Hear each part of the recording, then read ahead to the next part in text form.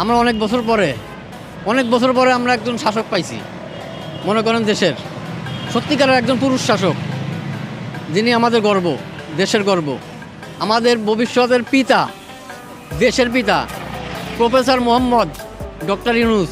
আমি একজন শ্রমিক, সাধারণ শ্রমিক, ওনার সব কিছু ভালো লাগে সব দিকের থেকেই। উনি তো আর খারাপ না, উনি দেশের সম্পদ। আমাদের ভাগ্য যে আমরা এরকম একটা সরকার পাইছি। বুঝতে পারেছেন, পুরুষ সরকার চালাচ্ছে দেশ, এটা মার দেশ না, মা চালাচ্ছে না। বাবার কাজ কখনো মাছ দ্বারা হয় না, কোনোদিনও হওয়া সম্ভব না।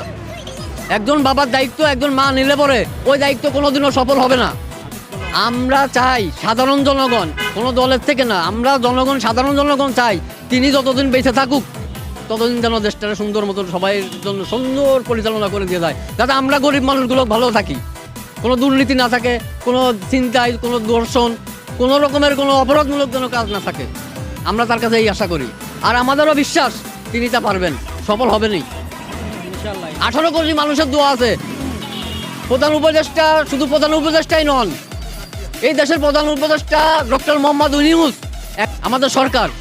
আমরা গর্ব করি, আমরা চাই সে থাকুক, অনন্তকাল থাকুক, যতদিন বেঁচে থাকুক ততদিন সরকার থাকুক।